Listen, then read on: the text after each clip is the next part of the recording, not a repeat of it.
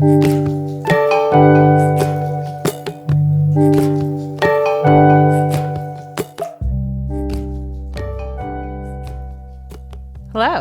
Welcome to the second program for our current show, Media Relay, an exhibition in two parts. This exhibition by the National Academy of Design and curated by Chief Curator Sara Reisman and Curatorial Fellow Natalia Salgado is currently on view at PS122 Gallery through February 27th. I'm Adrienne Elise-Tarver, the Director of Programs here at the National Academy of Design. This exhibition features moving image works by 6 National Academicians: Peter Campus, Elizabeth King, Mary Lucier, Christian Marclay, Shahzia Sikander, and Carrie Mae Weems, joined by a group of additional artists for part 2, Cecelia Condit, Kathleen J Graves, Tala Madani, Camila Rodríguez Triana, and Stephen Vitiello, all nominated by the academicians featured in the exhibition.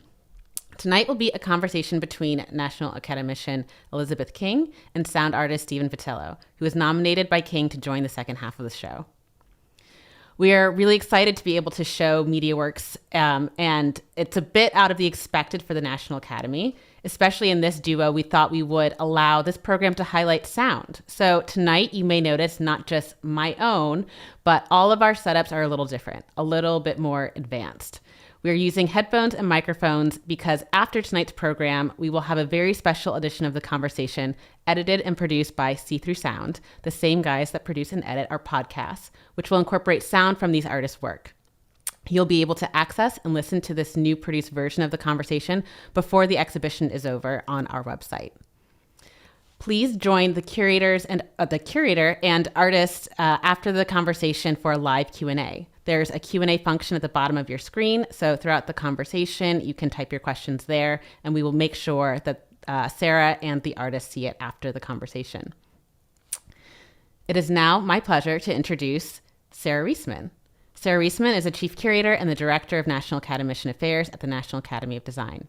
From 2014 to 2021, she served as Executive and Artistic Director of the Shelley and Donald Rubin Foundation, and from 2008 to 2014, she was Director of the New York City's Percent for Art program at the Department of Cultural Affairs, where she managed more than 100 permanent public art commissions across the 5 boroughs.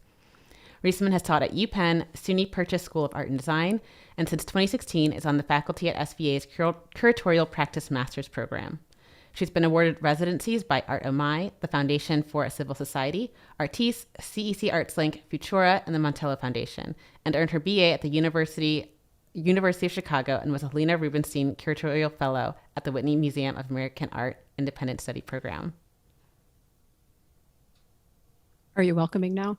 Yes, welcome, Sara. Yeah, thank you. No problem. Thank you so much, Adrienne. It's great to be here with you and eventually with Elizabeth and Stephen as part of our programming in connection with our current show, Media Relay, an exhibition in 2 parts. And I'll elaborate a little further on Adrienne's remarks. This is co-presented in partnership with PS122 Gallery in the East Village, featuring moving image artworks by 6 National Academicians. And that's 6 artworks out of 8,000 in our collection of artworks. Peter Campus, Elizabeth King, Mary Lucier, Christian Marclay, Shahzia Sikander, and Carrie Mae Weems. The exhibition brings together iconic media-based artworks that are part of the Academy's permanent collection. It's one of the largest collections of American art in the United States. And in the tradition of the diploma work, these works have been kind of added. That dates back to the Academy's founding in 1825. The exhibition was originally conceived as a presentation of media-based works by Academy members for Volta Art Fair, which some of you might remember in 2019 was canceled because of issues with the pier. Then the show was meant to be presented at PS122 Gallery in the spring of 2020. Well, in this third time, which is the charm, the exhibition involves a relational additive process in which the 6 academicians were given the option to nominate another artist whose works have been brought into the exhibition into dialogue in a form of participatory curating. And the full group of works have been on view since February 3rd. They'll be on view through February 27th. These additional artists who are in the show include Cecelia Condit, Kathleen J Graves, Tala Madani, Camila Rodríguez Triana, and Stephen Vitello. So the prompt for the academicians, and a prompt that was given to Elizabeth, was to identify another artist to be brought into the show. It was simple. It could be a former student, a mentee, a colleague, a friend, someone whose work they admire up close or from afar. In organizing the exhibition as a relay, an invitational exchange between the artists, we had hoped to enact an aspect of community that's vital to the National Academy's identity as an artist-led organization. The Academicians' artworks and dialogue with works by the artists they brought into the fold broadly reflect on our collective but often isolated experiences within media-saturated environments, the fragmentation produced by technology, and how the blurring of boundaries between humans and devices has affected our waking lives and dream states. Though most of the works on view in the exhibition were made well before any of us were in lockdown, there's something about this group of works that poignantly reflects on our collective experience of the last few years, a time in which intimacy, isolation, and technology have altered our perception of time and our relationship to place and one another. So now it's my pleasure to introduce Elizabeth King and Stephen Vitiello, and note that following each artist's biography, we'll be presented with an excerpt of the work, so it'll kind of go back and forth. So Elizabeth King is a sculptor and stop motion filmmaker whose works address the human-machine interface and the anatomy of emotion. Her most recent solo show, Radical Small, was on view at Mass MoCA from February 2017 through January 2018. Double Take, a documentary film on her work by Olympia Stone, was released in 2018 and shown on PBS stations nationwide. Awards include a 2017 Rauschenberg Residency, a 2014 Anonymous Was a Woman Award, a 2006 Academy Award in Art from the American Academy of Arts and Letters, a 2002 Guggenheim Fellowship, and a 1996-97 Fellowship in the Visual Arts at the Radcliffe Institute for Advanced Study at Harvard. She was represented by Denise Corey in New York from 2007 until the gallery closed in April of 2020. Her recent published writing includes the essay, Inhale, Exhale, Pause, Breath and the Open Mouth in Sculpture, in the anthology Field Notes on the Visual Arts, edited by Karen Lang and published by Intellect 2019. Her book, Attention's Loop, A Sculptor's Reverie on the Coexistence of Substance and Spirit, was published by Harry Abrams in 1999. Forthcoming is her second book, Mysticism and Machinery, a 16th century automaton and its legend, co-authored with clockmaker W. David Todd of the Smithsonian Institution, with photographs by Rosamund Purcell, anticipated in 2023 from Getty Publications. She's a professor emerita at Virginia Commonwealth University, where she taught from 1985 until 2015 in the Department of Sculpture and Extended Media. King was elected by her peers as a National Academician in 2017. So welcome, Elizabeth. Now we'll see an excerpt from her video, What Happened, followed by a few remarks.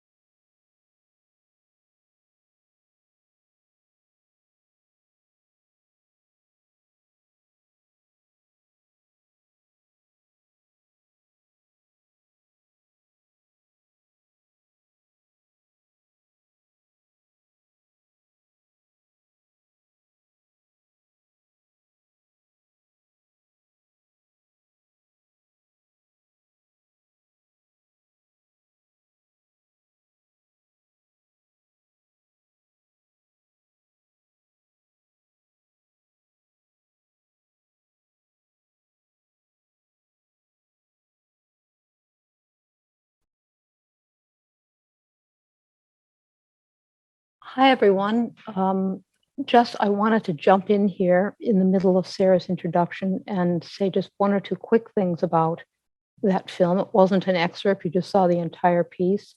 For once, I managed to fit within a native medium format here. The film was made, the animation was made in 1991 at Colossal Pictures in San Francisco with Richard Kizu Blair. It was produced by Christine Whitney. The animators were Mike Belzer and Trey Thomas. Richard Lehman organized the camera. Richard Childs edited the film. And D. Matthew Smith was director of photography. It was shot on 35 millimeter film under extraordinary conditions. We can talk about that later. Just also wanted to jump in, Angelique, and show you a few quick shots of the sculpture itself. It's in the collection of the Hirshhorn. It's titled Pupil. We can go to the next one. It's jointed and movable in most of its parts, including eyes, fingers, neck, waist. It's small, it's about half-life size. This is a photograph of me posing it. I made it to pose it. It would be posed differently from one show to the next. And again, the next one, Angelique, here it is in the photo studio being photographed, and then finally a quick shot of a photograph that was taken in that studio. Let's go to the next one, Angelique. Great. Good. Thank you. That's good. Sara, back to you. That's great to see it in its entirety, isolated rather than looping. So Stephen Vitello is an electronic musician and media artist. His sound installations and multi-channel works are in the permanent collections of the Museum of Modern Art, the Whitney Museum, and the Museum of Contemporary Art, Lyon. In 2020, Vitello realized a site-specific project for a space built in the 4th century in Poitiers, France, for Traversée Kim Suja 2020. Solo exhibitions and projects include All Those Vanished Engines, Mass Mocha from 2011 and ongoing, A Bell for Every Minute at the Highline, New York City, 2010-2011, More Songs About Buildings and Bells, Museum 52, New York, 2011, and Stephen Vitello, The Project, New York, 2006. CD and LP releases have been published by numerous labels, including New Albion, Sub Rosa, 12K, and Room 40. Over the last 25 years, Vitello has collaborated with artists and musicians, including Paulina Oliveros, Ryuichi Sakamoto, Taylor Dupree, Joan Jonas, Tony Orsler, Steve Roden, and Julie Moretu. Vitello has been awarded a Guggenheim Fellowship for Fine Arts, a Creative Capital Grant for Emerging Fields, and an Albert U. Cross Award for Music. Originally from New York, Vitello is now based in Richmond, Virginia, where he's a professor of kinetic imaging at Virginia Commonwealth University. So now we'll really hear an excerpt from Vitello's new work, Alvin Lucier Laughing with Electrical Interference, 2004-2022.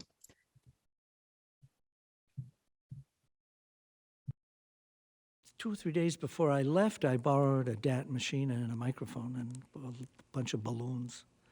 And I just roamed around the city and I popped the balloons in doorways and outside in my closet, in my bathroom.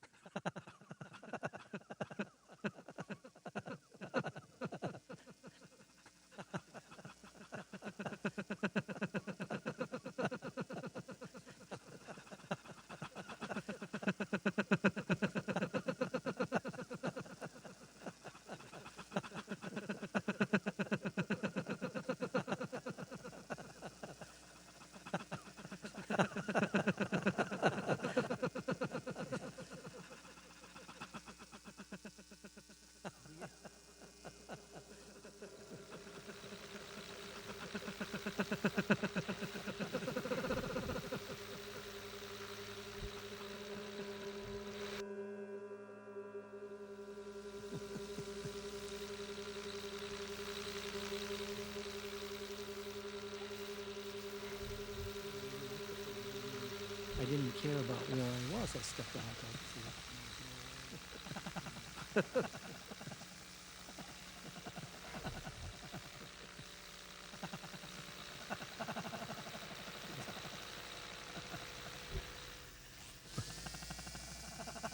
Interesting things is I can have them take that cargo container anywhere I want.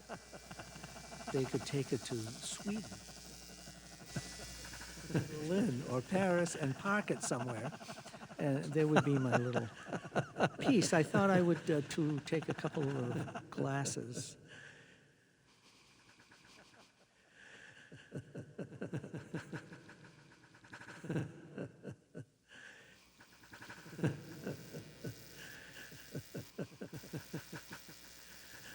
S's and the P's and the T's and the vowels and so forth. Hour and a half.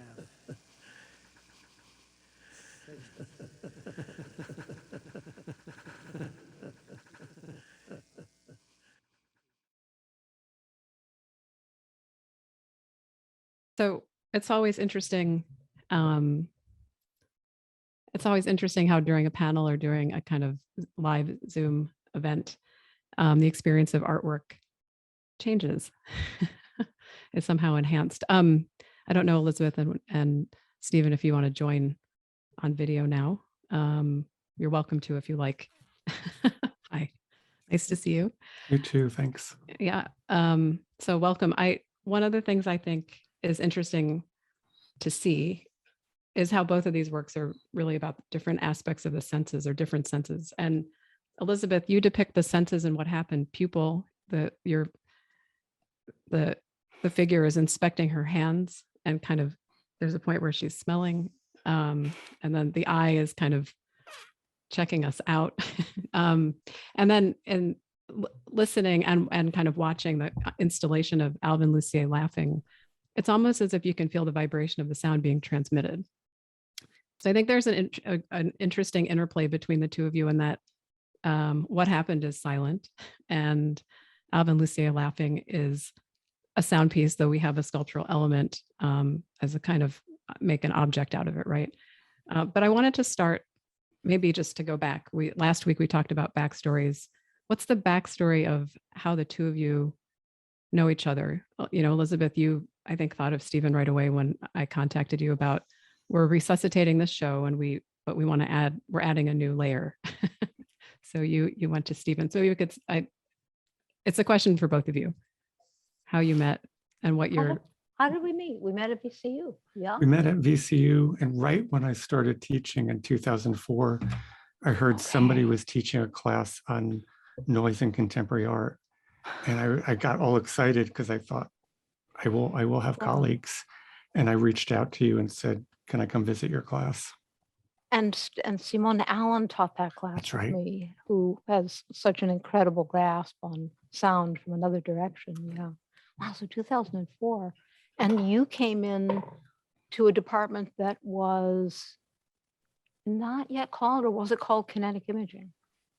I think it was not officially, but it was just as I came into the department, Yeah. I started to be being called that. Yeah, yeah. And then over the years, we just, we shared the same students. We've my last year, my sort of final year of teaching in my teaching life, I taught a graduate seminar with Stephen, and we had a blast. We put together a different show every week from our two different worlds, and it was amazing. And I remember the very first thing we showed the students was Alvin Lucier's piece, I'm Sitting in a Room. First we had them read Borges' story, Pierre Menard. And then we sat them down, and you had that beautiful sound room by then. So it was optimal conditions, turned all the lights off, listened to the full 45-minute piece. Both artists dealing with repetition in really interesting ways.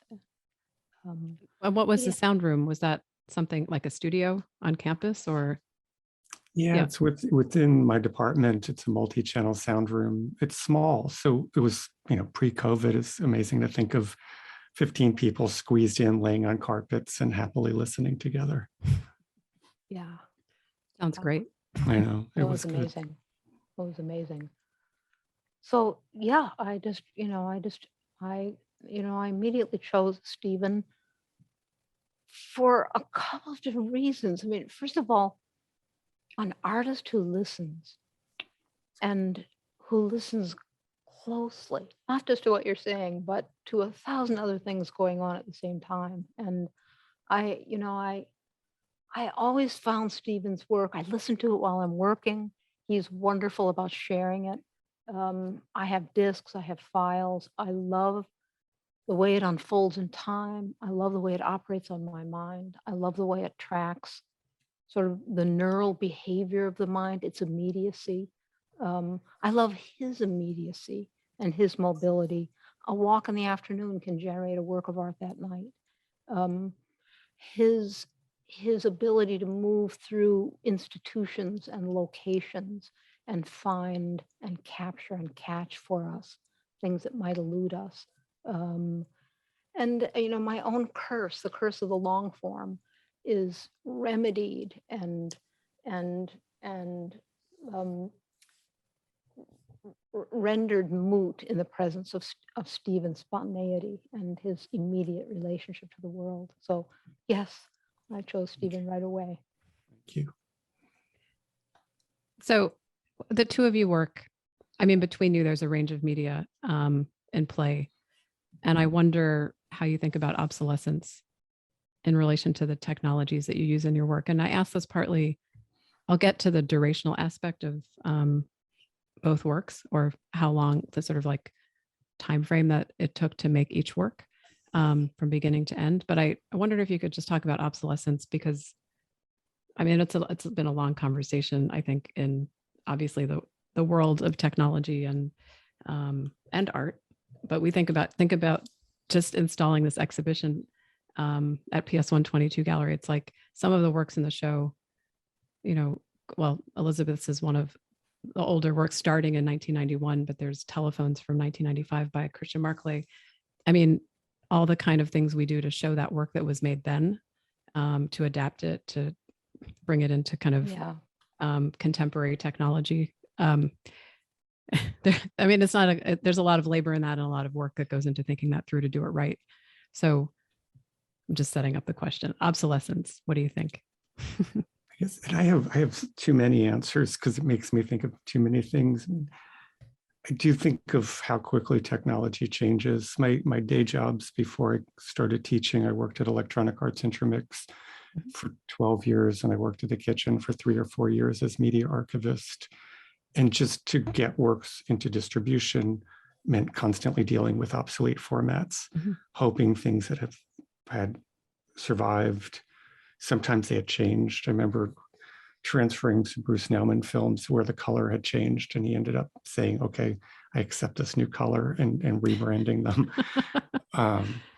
But, when my work has gone into collections, there's that immediate discussion of what is the work? Is it the hardware, the software? What happens when something becomes obsolete? Can it be migrated? How do you how does it change? Yeah, will it be the same work if it's a different speaker, if it's a different playback system? And then maybe just quickly, just thinking of obsolescence. I mean, that's that piece with Alvin. There's also an obsolescence of a person in a moment captured, a person who's no longer alive. A lot of my field recordings have captured things, including the World Trade Center, a church in Borum Hill, things that are no longer there. So there's something about capture too, but I'm always thinking about obsolescence.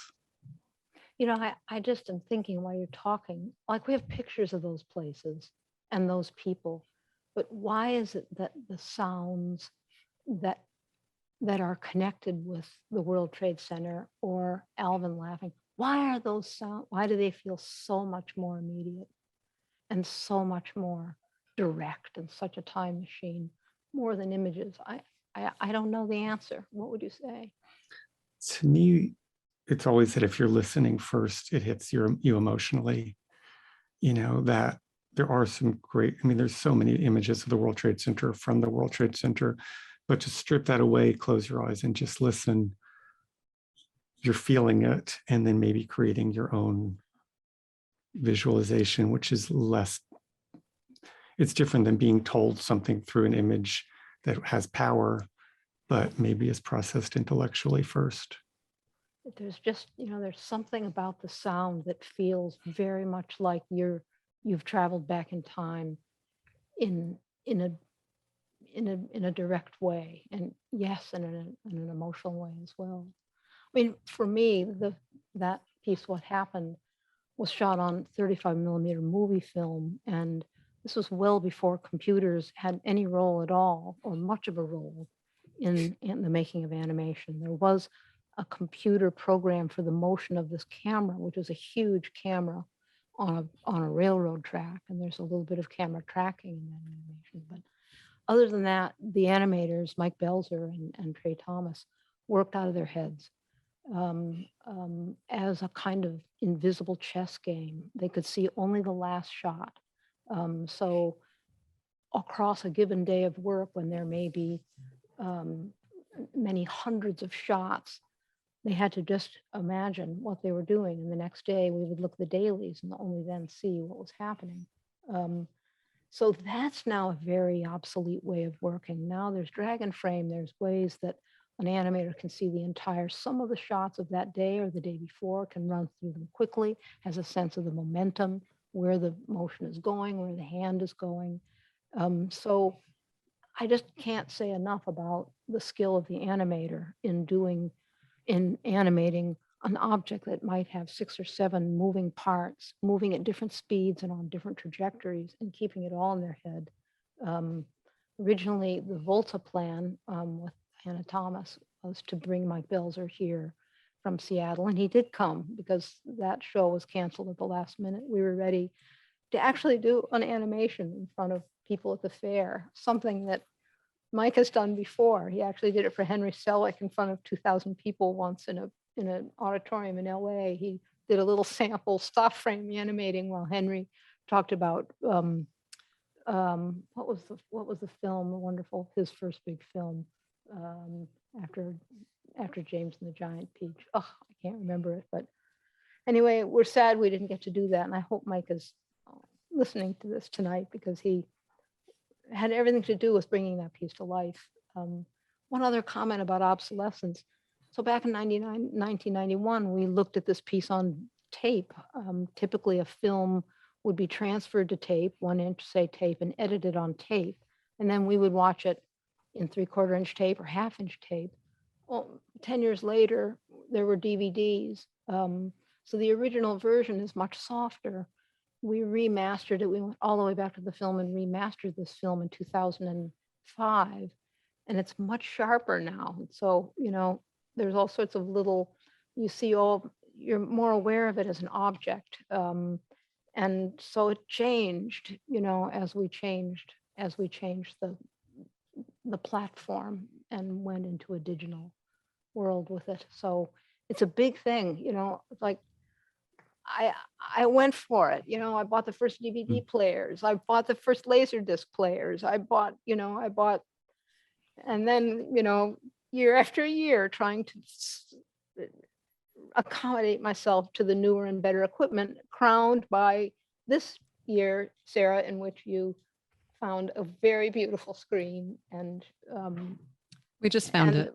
and the piece really looks as good as I've ever seen it look on the screen. So little did I know, that long time ago, that the piece would really sing, I think, on this newest Sony OLED Extraordinary Blacks screen. So Yeah, it was fun to see it like light up when we were installing. I want to talk about history. Both of these works have really substantial histories, which we've established. Stephen's builds on an interview recorded in 2004, nearly 20 years ago. And Elizabeth, your video was first made in 1991 and then has been reworked. I guess that was 2008. And I wonder, it was 2008. yeah. And I wonder if this kind of timeline and process, how often does that happen in your work? I'm going to bundle in a few questions, but how does time affect your process? And maybe we can also talk about archives. But let's start with the question of like, is this normal? And earlier, Elizabeth, you said that Stephen can have kind of record something and make a work in the same day. So there's a kind of shorter time span, the immediate spontaneous artwork, but then something can be, I guess, in the back of mind and retrieved later on. Yeah. I mean, for me, once that film was made, the first time I displayed it in a gallery, I displayed it with the sculpture, and in a show in North Carolina, and people came to the show, and of course they all grouped around the film and didn't spend much time looking at the sculpture. And I remember people saying, wow, how long did it take to make that? You know, and well, it took 2 weeks to make it, but it took 3 years to make the sculpture, you know, and it's something that I think about a lot. You know, I think that in an interesting way, the animation goes somewhere far away from the sculpture. Once it's committed to the film format, suddenly we're thinking a different set of thoughts. You know, we're thinking about robotics and, you know, cyborgs and the female cyborgs and a whole set of readings that come from the culture that have absolutely nothing to do with what was in my head, what I was trying to do when I made the piece. One other comment about time. I'm willing to put that time in for the moment to come at the end when I can pose it and stand back and then adjust the pose and stand back and adjust it again and adjust it again and find what it can do, and then find that certain poses have more power than others and certain poses tend to, it's a kind of choreography. And I think of specifically of choreography for what Richard Keyser Blair and I did when we thought up what we were going to have the piece do each day at the beginning of the day in this delicious 2 weeks that that I got to make that film. So another aspect about time for me too in showing the sculpture by itself is that the viewer might see that it's in a specific pose temporarily, that it's movable, that it might be in a different pose later and was in a different pose later. So there's an aspect of time, as my husband Carlton Newton says, coming into the life of the piece, just in the form of something that's visibly adjustable. And for me, I think, you know, some pieces are made from a kind of immediate reaction, but a lot of times there are seeds that are planted that settle and wait for a moment. And I mean, I think some people still remember the piece I did on the High Line, A Bell for Every Minute in 2010. When I did my the residency in the World Trade Center in '99, it took maybe 2 months to get sounds, and I finally got the contacts mics working. The first sound I ever heard were church bells, and I never heard them again when I was up there. And then 2007, 2008, I was brought up on the High Line. Meredith Johnson from Creative Time at the time brought me up, and we had hard hats, and she said, you know, what would you do? And I was looking out to the Hudson River, and I had this memory of looking at the Hudson River from the World Trade Center, church bells, and it brought a moment. And for the piece I made for your show, when I interviewed Alvin Lucier for the Relay Project, which was an audio magazine created by Lucy Raven and Rebecca Gates.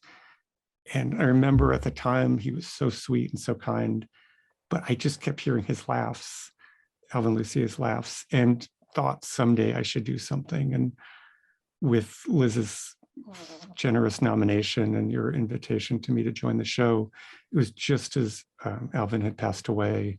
And then I saw the name of your show using Relay and remembered the Relay Project, remembered his laugh, and thought, oh, I always had an idea to do something. And so it became a moment. A lot of times what I do is site specific, but I think this was just more time specific. And I just been always waiting for that moment when those laughs could come free. So I know this more about your work, Stephen, that you have, that's something that Elizabeth pointed out when we all got on Zoom together some weeks ago, that you have a really vast archive of sound recordings. And that I have the sense that it's a resource that goes beyond your work, maybe. Can you talk about that? Like how that started, or if it's before time? It's collecting things that people have shared with me, things that I've hung on to after projects. A lot of my entry into the knowledge about sound art in 2000, Chrissy Isles invited me to organize the sound art component for the Whitney Museum's American Century exhibition. And I worked with Chrissy and Alvin and several others to compile that. And I started to get things and sometimes asked people, could I keep them afterwards? I mean, lately, people have been giving me archives of materials. Someone who retired, who used to write about sound art in the 80s, and it just knowing people. I worked with Vito Acconci on preservation of his work, and I would always ask, could I keep this and, just share it for teaching? And he would say yes. So teaching became a kind of, in some ways, also an excuse to hold on to things with permission. Mm-hmm. And yeah, I use it as a resource for my own knowledge, but also for teaching and sometimes for curating. And just to ask you, Elizabeth, how do you gather? What's your process of research or gathering material for your work? This is off script. That's a big one. Yeah. Well, can I answer that with a question? Yeah, of course. I'm laughing to myself because we're wearing all this lovely sound equipment and my work is completely silent. Although I have done 2 pieces with sound, but I dare not bring them up in front of Stephen. But I find myself fascinated with, both Stephen and I had shows at Mass MoCA, and an invitation to show at Mass MoCA is an invitation to try something new. And I think what we each did there at different times is telling about our work, and not just the differences between what we do, but in essence what we do. And it also addresses the thing that we do have in common, which is an attempt to use the gallery in a new way, or to deploy work in the gallery in a way that goes beyond, in my case, putting a piece on a pedestal. And I just would love Stephen to say just a little bit about what he did at Mass MoCA. And then if there's time, I'd love to show just a very quick couple of images of what I did there. Sure. I mean, yeah, my piece opened, I think it was 2010 or 2011, and it's still there. It fills the old boiler house. And it's, this incredible, almost cyberpunkish building with pipes and tubes. And I was reading an author at the time, Paul Park, who's a science fiction fantasy writer, and just imagined collaborating with him. I didn't know him. Turned out he lived 2 miles away. But he wrote a story for me through our engagement about sound and the building becoming this living, breathing sonic history. John Sprague, who was the head of Sprague Electric, which is what Mass MoCA was before it was Mass MoCA, did the voiceover for me. And I used the text, but I also used field recordings, music. Everything is heard from within the building. You don't see the speakers, you don't see the sound sources, but I tried to use the architecture as a site of narrative and to kind of tread the line that I so love between literature and sound work, and make the building speak and listen, hopefully. And fill it with voices, some of which used to be the voices of its history. Yeah. Yeah. It's a modified history. Piece. Yeah. And it's still there. It's still there. You can still see and hear it at Mass MoCA. Yeah, it's seasonal, so it's too cold because you'll slip and fall because it's open to the. But you climb ladders and go on catwalks and look in great, basins. I think I saw it in 2011 that summer. Yeah, oh yeah, it's fantastic. Or heard it. It's amazing. Fantastic. And I love Liz's piece. What you did there was, I don't know, I must have gone through it over and over and over like 5 times. So I turned one of the galleries with the help of an extraordinary fabrication crew at Mass MoCA, into a film studio, and shot a short stop motion film in the gallery while people were there. We were shooting during the opening, and we were shooting for 8 days. And I did this with Mike Belzer, who flew from Seattle. And I would love to show, actually, Angelique, I'd love to show that little clip of Mike at work. We put a time-lapse camera, 2 time-lapse cameras in the film set, and we made a time-lapse of the entire shoot, which is pretty intense to watch. But Angelique will show first just a little bit of Mike working, I had made a pair of hands out of boxwood, jointed hands out of boxwood. Um, the armatures under the hands were made by Chris Taggart, an artist in Berkeley. And he came as well to sort of troubleshoot things. Here's Mike setting up a single frame. Maybe he's just moving 1 or 2 fingers less than a millimeter each. I wanted very slow motion, which is super hard to do in stop frame. He might spend 5 minutes, and here's the time lapse of him doing that over and over again. There's the setup in the gallery that Masmoka set. And in fact, you can actually see what happened in the background screaming by in that time lapse. And there's the sculpture pupil was in the show as well, which is amazing because Mike was there facing a piece that he had made in 91, doing a new piece in the gallery. And so for me, and this hooks into time too, I would love to do this again on a larger scale with Mike in a gallery setup where the sculpture would always be changing its position.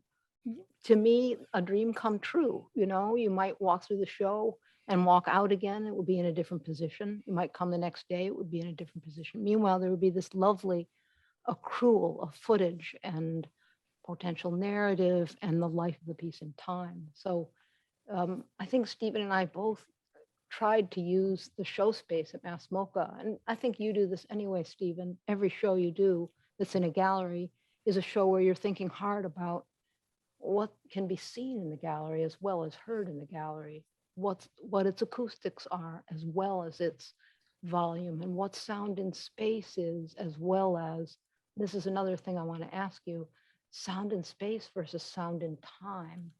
This seems to be at the heart of what you do. Definitely with the installations for sure, and the spatial quality. I mean, I really actually was happy that when we did a little clip at the beginning of this, the 2 minutes actually sounded really nice and moved left and right. But I think when you come up to it in the gallery, hopefully it's functioning the way I dream it is.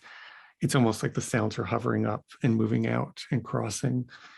And so the interaction and the physical interaction, almost feeling sound sculpturally, is something that I always aim to achieve, especially in a gallery or public art space.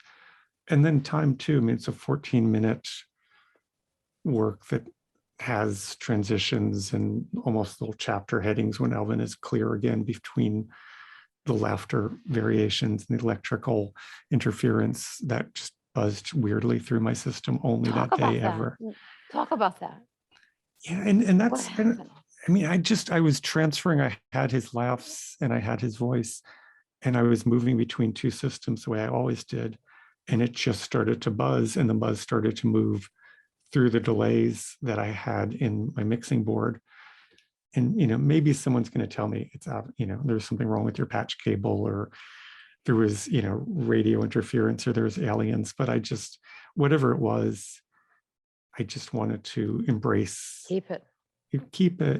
And, I think, I mean, it's not that I was trying to make Alvin Lucier work in any way, but I know very important to him is to set up a system and see what happens.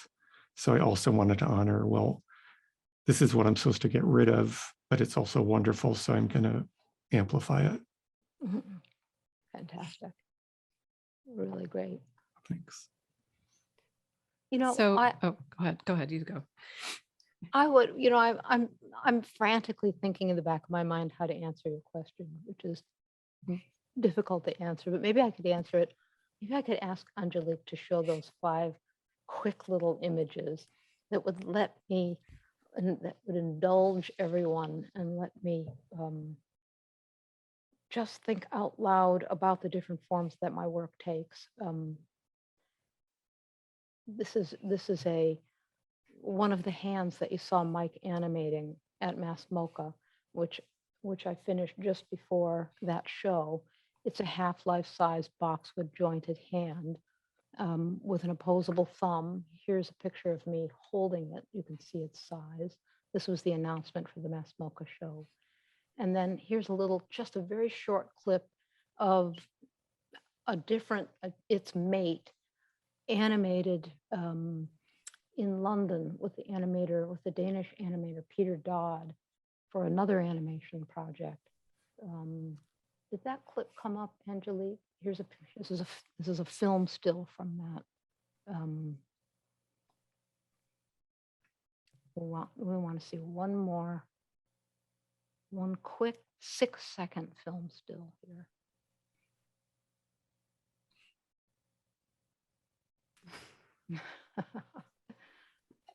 I'm just thinking, what's the difference between those things? One is a sculpture, one is a film, one is a film still, one is a pose, a photographic pose. Those are all pretty categorically different things, even though I use the same sculpture in each one of them. For me, I think that animation is the thing that I'm happy to spend the time that I spend making the sculpture to get to. That moment is a moment of ecstasy and possibility and mystery.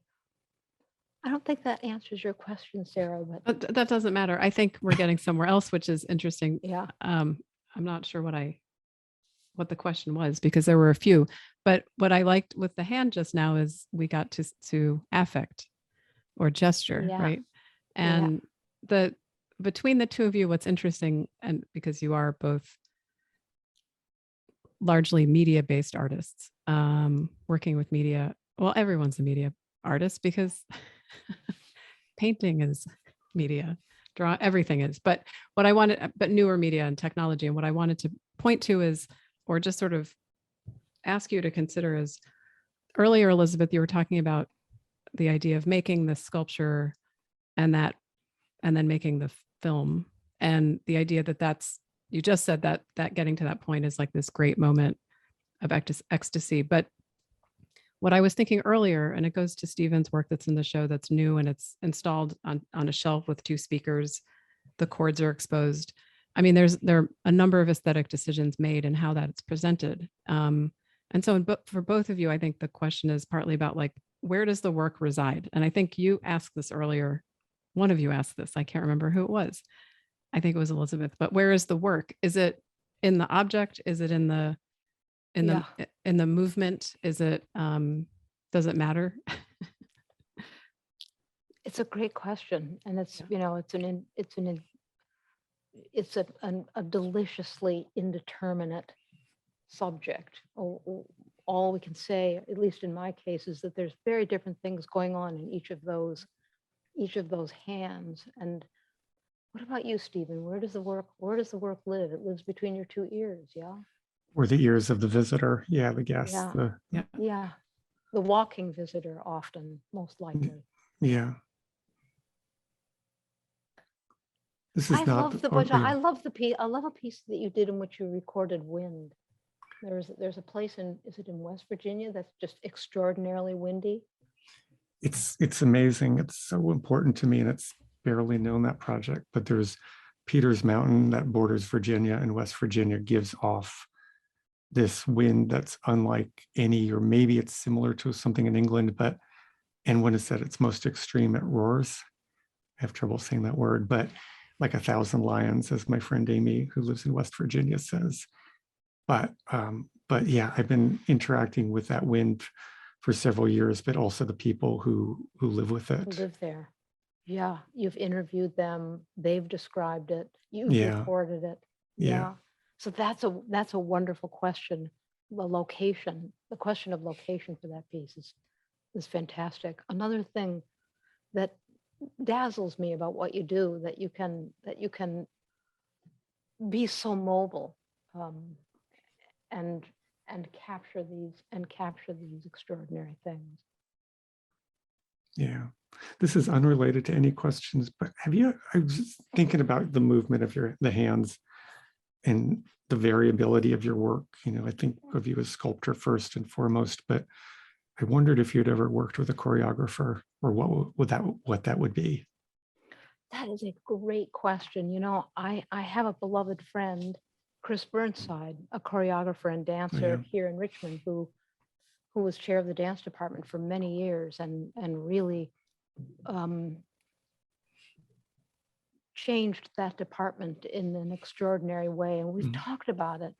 mostly I just watch him, I just would love to, I would love to capture some of the ways that he moves his body and his hands. And if I could ever do it, his face, though I don't quite have the Mm. mobility in a wooden or a porcelain sculpture to do it, but I would love to do that. I mean, in some ways, Richard Kesey Blair and I choreographed together, and Blair added a huge number of actions that I wouldn't have thought of doing.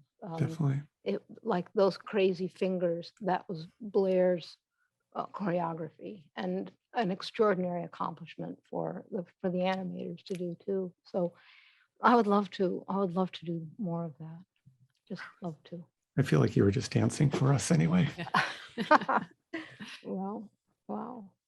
A question then that leads easily from what you were just describing with Richard and his choreography of people's hands, or just the hand, is, I mean, this project in particular, what happened takes a village, right? It takes a lot of Yes. people and Collaboration. collaboration. I wanted to ask about how that figures into your work, how you think about authorship,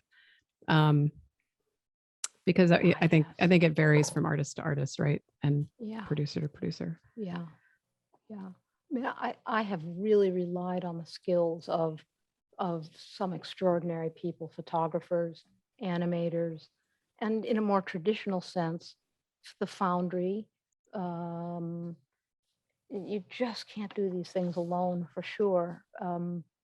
I feel lucky that my own husband, Carl Newton, has such a capacity to invent and problem solve, and I've brought so many problems to our table, and gotten a lesson from from his understanding of motion and the mechanics of motion. But Stephen, you have probably more directly collaborated more than I have. I know I've never counted, but I was just thinking wouldn't be surprised if it's over 200 collaborations. Wow. But every collaboration is different, and sometimes you're coming in as equals, sometimes in a support system. There's filmmakers that I work with, but I'm relatively at their service. There's musicians I play with, and maybe we're playing together. Visual artists, but I always try to figure out what is the relationship from the beginning and what are our terms. I mean, when Julie Meritou asked me to collaborate on something way back in like 2005, the first thing I said is, "What do you want me to do for you?" And she said, "No, I want us to work together."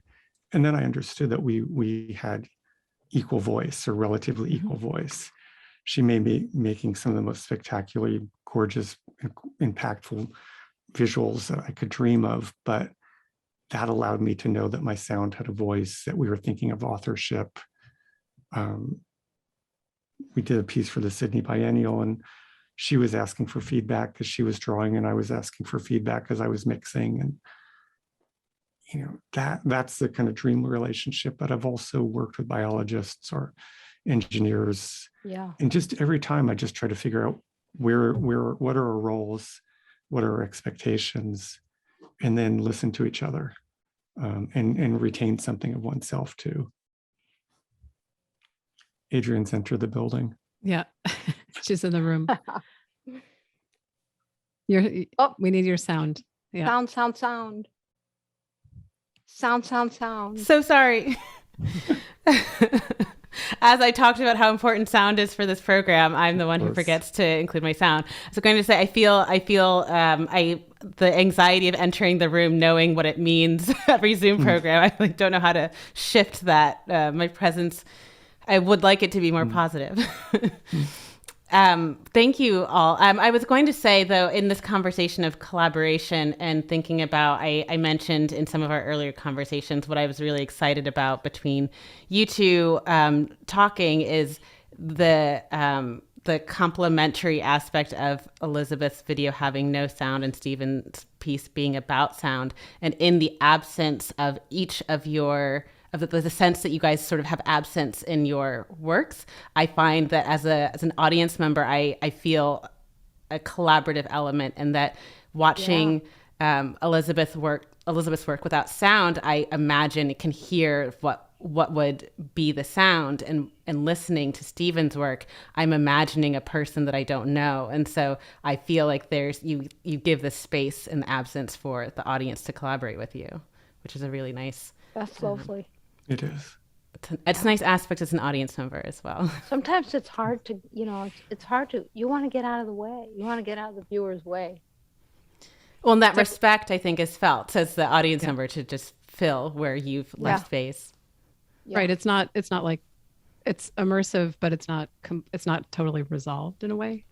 Maybe that's not it's not right. Prescribed. Exactly. Not prescribed. Yeah. We do have a question from William Seaman for Elizabeth. Do you consider the films to be like self-portraits of personal psychological states? And this is just a statement that follows. The movements are enigmatic and wonderful. So do you see them as portraits? I mean, the issue, the subject of self-portrait is a fascinating subject. I don't know if it's open now, but the Uffizi, the corridor between the Uffizi and the Pitti Palace is all hung with artists' self-portraits. And I was there many decades ago with my husband, and we had a chance. It was closed. We had a chance. Someone took us across the corridoio, and it was amazing. One painting after another of a face glaring at you. But that face was glaring in the mirror, studying the mirror, fiercely studying the mirror, right? But it just suddenly gets transferred to the viewer when the painting is put on view. For me, it's like, I often think of Peter Kubelka's film Pausa, which Stephen and I showed in our class. I don't know if you know this film. And by the way, speaking of obsolescence, Kubelka will only allow his films to be seen as films through a projector, preferably 5 times each. Pausa is a short, intense film, not a self-portrait, but it's a film of someone trying to climb out of their body, to look at it from the outside. And then in the next moment to climb into their body, to look at it from the inside. And this is how I feel about a portrait. Not that I really want to represent myself, but as Cecelia said last week, I seem to be available. And I think any self-portrait is in some sense, an attempt to climb out of your body. And so thank you for asking that question. It's a great question, and it's a philosophical question as well, a question about what a self is, where the self ends, where the world begins. And it's an ongoing process. So something that strikes me, the fact that the two of you taught together, that's from your kind of towards the beginning of your friendship is what I understood at BCU, where you still teach, Stephen. And I think there isn't necessarily a question in here, but teaching, the reason I bring it up is, Adrian's the director of programs, and there are certain things that we're thinking about going forward. A mentorship program that the Academy, that Adrian's developing for the Academy. Is it okay? So the reason I'm pointing to this is that I think the Academy was founded as with the mission of instruction and exhibition, right? And so maybe just a question about education, if you will indulge us, like what can an Academy do now that maybe doesn't happen in more formal academic settings of the art school or the university or the college? God, that is really a tough question. Okay, but we can. How about telling us about that one ahead of time? Okay, well, I just thought of it. I thought of it as, but we can put it aside. We have a question from one audience member if you want to take that instead. Well, I mean, Stephen, do you want to say anything about teaching since you're putting a huge, and I did too, put enormous amounts of effort into it? No, I mean, I love it. I feel the best thing that I do as a teacher is to expose people to my own passion and create a portal to what they might feel connected to. I mean, the people, I didn't go to art school. I didn't even get a master's, but worked with Namjoon Paik. I collaborated with Pauline Oliveros. Early on, collaborated with Tony Elsler, and they were all people who sort of taught me through being together, doing and being treated with respect and just exposure. And so, yeah.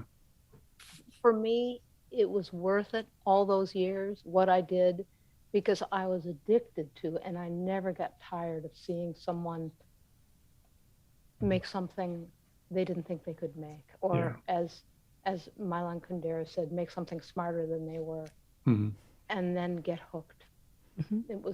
It happened regularly. It was extraordinary to see. Thank you for those answers.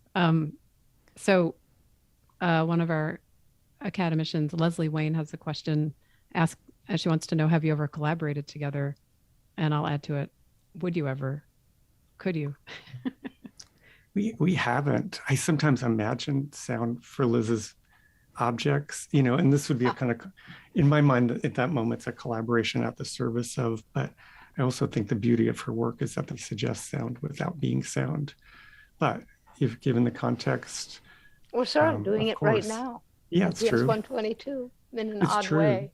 I bleed into your space, and yeah. I would like to show with you again, and figure out what the dialogue might be. But no, Leslie, we haven't collaborated. But I've dreamed of it, and I've certainly thought about it, listening to Stephen's compositions while I'm working, especially if I'm trying to do something difficult, especially if it's a challenging, labor-intensive process in the studio. Those pieces, not all of them, but many of those pieces, roll over me in a way that keeps me moving, and they're powerful and subtle at the same time. And I have, in moments, I have wondered about some kind of a collaboration. We should chat more about it. Yeah, I would love to. Yeah, that was a great question from Leslie. And we have another question from William Seaman again for Stephen. Do you consider making your huge audio archives available, or are some already available? A lot of it I don't have the rights to do, or sometimes I pass it, so Kevin Concannon recently gave me these boxes of cassettes from the 80s. One of them was a John Cage lecture at the Neuberger Museum. I don't have the rights to do anything with that, but I contacted Laura Kuhn at the John Cage Trust and said, do you have this? And she said, in fact, no. So I was able at least to route it to Laura. Vito let me keep all of this material, knowing that I would use it for teaching, but it wasn't like I had no distribution rights. Maybe a couple things have landed in Ubu over the years, but generally with people's knowledge and blessing. Well, on that note, I think we do have to end the program. Thank you so much, Elizabeth and Stephen, for joining us. Thank you, Sara, for moderating. It was a wonderful conversation. A reminder to everybody that we will have a version of this conversation that will be edited and produced by See Through Sound, available on our website before the show ends. So please rejoin us virtually to hear the conversation with the added element of the sound editing to that. Also, we have our last Media Relay program, our last program related to the exhibition is next week. That will be with Shahzia Sikander and Chrissy Isles on, and I realize I have the wrong date written down, so let me just confirm, on the 25th, right? No, 24th, Thursday the 24th. Sorry about that. At 7 p.m. That will be Whitney curator Chrissy Isles moderating a conversation with Shahzia Sikander, another participant in the exhibition. You can RSVP on our website. We will see you next week. Thank you, everybody. Thank you. Thank you so Great much. to be here. And from me too.